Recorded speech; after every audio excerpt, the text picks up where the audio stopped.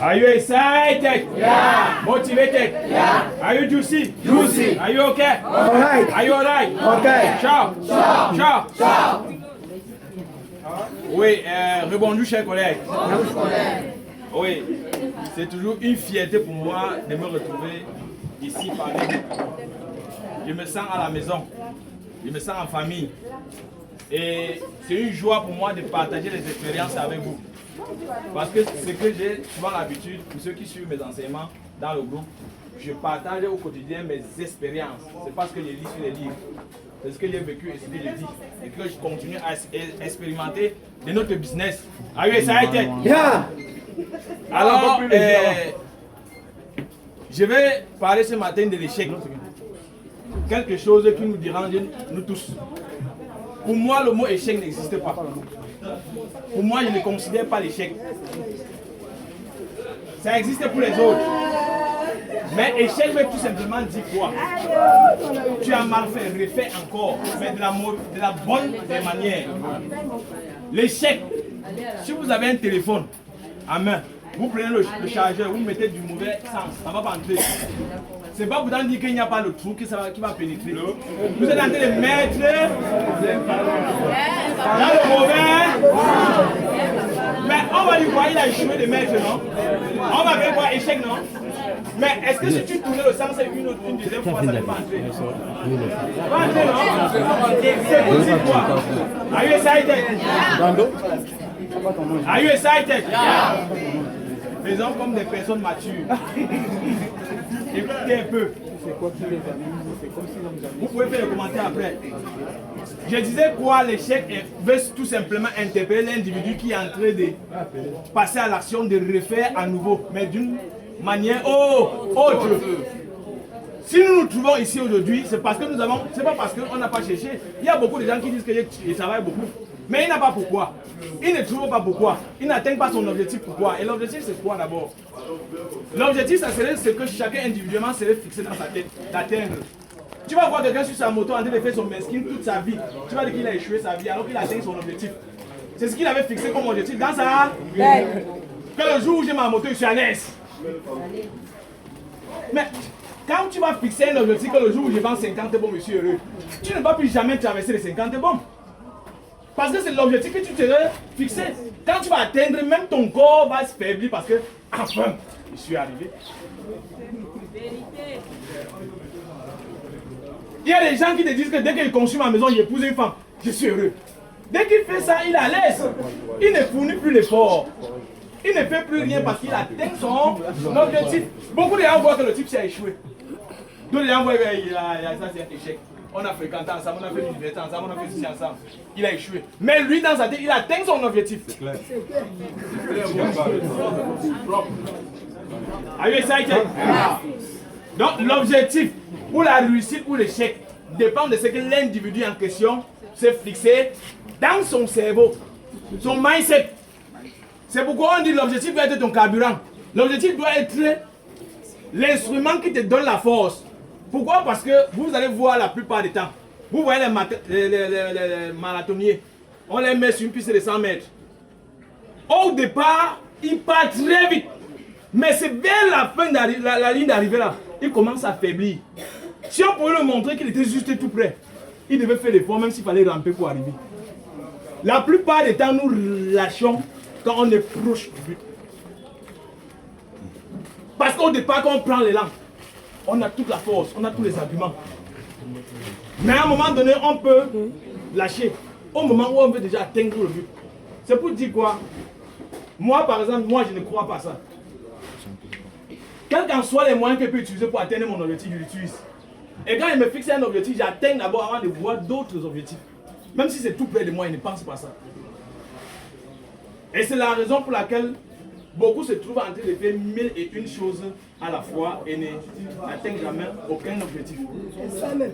Are you excited? Yeah. Moi, je veux voir beaucoup de leaders qui vont à un moment donné échouer ou rater la croissance dans les équipes parce qu'à un moment donné, il a vu les commissions beaucoup. Il a cru qu'il a atteint l'objectif. Il ne prend plus soin de son équipe. Il ne prend plus soin de recruter. Il est maintenant distrait ailleurs à faire d'autres choses. Alors que ce que tu as semé, que tu dois tous les matins arroser, tout le temps déficher, tout le temps contrôler, est-ce que la croissance est normale? Est-ce que tu dois être prêt? Vous allez voir les leaders ont 10 enfants, 20 enfants, après ils commencent à partir parce que le leader est déjà concentré sur autre chose. Il croit qu'il est déjà riche. Il peut déjà aller faire autre chose. Ah, le bon François, bon, je ne vais pas là-bas, c'est me dire. Beaucoup font le jeu là. Où il vient là, il prend quelques bombes juste parce qu'il veut que son nom entre dans le cahier et puis pas faire autre chose. Moi, je dis, si quelqu'un est venu ici, si quelqu'un est ici pour faire carrière, il a compris le business. Mais si tu es ici de passage, parce qu'il y a beaucoup ici qui disent que je suis ici seulement pour prendre le temps. Alors, les choses qui font là, ça me concerne. Je suis seulement ici pour. Dès que j'ai mes 500 000, je vais pas ouvrir mon alimentation. Par exemple, même si tu ouvres une alimentation avec 2 millions, quelqu'un qui a 100 000 francs, quelqu'un qui a ses 50 000 francs ici tous les jours, qui travaille avec, il te dépasse 1000 fois. C'est vrai. Oh. Et là, tu ouvres une alimentation avec 2 millions. Même si tu vends 200 000 par jour, tu as 20 000. Tu payes la maison, tu payes le loyer, tu payes les taxes, tu te payes toi-même, tu te soignes. À la fin, tu n'as rien. Et il y a beaucoup ici qui veulent que non, je vais ouvrir une quincaillerie, je vais faire ceci, j'attends 2 millions, 3 millions pour aller ouvrir une quincaillerie. Tu vas ouvrir la quincaillerie, les charges et les impôts et tout ça. Tu vas te trouver à zéro. Je voudrais interpeller les leaders et ceux qui n'ont pas encore compris le business. De se concentrer dans le business. Le business est porteur lourd pour celui qui n'a pas la vision de la chose qui est devant nous. C'est tout près de nous. Moi, je ne parle pas des trucs que j'ai lus, ou soit il n'y a aucun moi, ce n'est pas pour me vanter. En effet, c'est pour encourager. Parce que d'aucuns, parfois, on publie des choses dans le groupe. Ils peuvent penser que non, c'est pour montrer ci, c'est pour montrer ça. J'ai souffert et je sais qu'il y a un garçon à quelque part qui a besoin du mot que j'ai eu pour me réveiller. C'est pourquoi je passe le temps à parler et reparler et dire des choses parce que je me dis que ça va réveiller quelqu'un à quelque part qui a besoin de ces mots. Parce que j'en avais besoin. Quelqu'un m'a donné.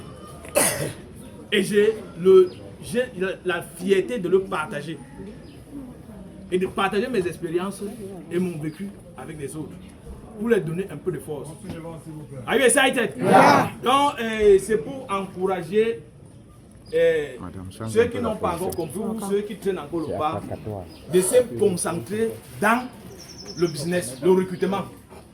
Travailler plutôt en disant quoi? Je suis en train de travailler mon capital pour mon recrutement. Parce que le capital aussi, le recrutement aussi nécessite aussi le capital à un moment donné.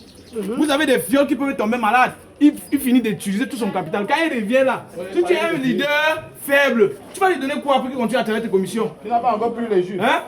Vous avez besoin d'un peu de capital pour entretenir de temps en temps votre équipe. Vous pouvez même acheter un leader par exemple qui a un fiole qui travaille et qui a besoin des instruments pour travailler, du matériel pour travailler. Par exemple, le BAF, tu sens qu'il travaille beaucoup dans les zones de brousse, tu achètes le BAF. Si par exemple 500 bombes en une semaine, 200 1000 bombes en une semaine, ce n'est pas à ton avantage. C'est une manière de voir le business à une autre échelle, une autre dimension. Je sais qu'il y a des fioles aussi qui sont malhonnêtes, qui vont aller manger, boire sa bière avec son capital, venir dire que le leader, donne-moi, tu l'as aidé une fois, 2 fois, 3 fois, mais coupe aussi les pompes. Mais celui que tu sais que non, il est là parce qu'il a eu un problème, c'est normal de l'assister, c'est pas mauvais. Donc travaillez, ne soyez pas ici juste pour être là quelque temps. Soyez là pour comprendre quelque chose. Soyez là pour apprendre ce que hier nous n'avons pas eu l'occasion d'apprendre. Soyez là pour comprendre ce que hier nous a échappé à quelque part. Parce que si nous sommes tous ici aujourd'hui, nous avons fait des multiples choses et que nous n'avons pas pu réussir là-bas. C'est pourquoi, parce que j'ai souvent l'habitude de dire, quand vous regardez même la nature, pour faire le tarot là, quand une maman part au village, elle n'a pas fréquenté, elle n'a pas besoin de l'école. Dans chaque activité qu'on mène, dans ce qu'on fait, il y a une discipline à respecter pour réussir. Quand une maman part au marché pour acheter l'huile pour faire la sauce du tarot, elle choisit l'huile, elle te dit que l'huile ce n'est pas bon pour ça. Mais il y a des mamans qui font les restaurants là, qui partent au marché pour acheter les pommes. Elle te dit qu'elle veut faire les pommes pilées. Elle te dit que les pommes si sont trop costauds pour faire les pommes pilées. Ça veut dire qu'il y a une discipline dans chaque chose qu'on fait. Alors ici à François Santé, pour réussir, il y a aussi une discipline. Il y a aussi une discipline. Nous parlons du développement personnel et tout autre qui suit. Ça veut dire que si nous hier, on a échoué à quelque part, c'est parce qu'hier on n'a pas bien fait. C'est toi qui as enseigné. Aujourd'hui, c'est l'occasion pour nous de reprendre les idées, donc de reprendre les erreurs là où on a raté, échoué. C'est tout ce que moi je peux partager avec vous. Moi je ne suis pas à 10 ans dans François Santé n'existe pas 10 ans. Je suis arrivé à trouver plusieurs. C'est juste que j'ai sorti de très loin. J'avais mal. J'avais beaucoup de blessures. Il y avait beaucoup d'autres choses qui m'avaient traumatisé. Mais il a fallu juste que je fais quoi? Je plie mes manches, je me mets au travail. J'ai pas vu la chose au bout de mon nez. Parce que beaucoup sont là parce que je cherche à du loyer, je cherche à manger, je cherche à résoudre. Ça, c'est pas le problème. Un homme qui est là parce qu'il cherche à manger, parce qu'il cherche à boire, il n'a rien compris. Le business ne se limite pas à manger, à boire ou à payer le loyer. Le loyer d'un homme n'est pas un problème. La pension des enfants n'est pas un problème. C'est là une responsabilité. Parce que tu as pris sur toi d'épouser une femme et d'accoucher un enfant, ça veut dire que tu assumes tes responsabilités. Ce n'est pas un problème.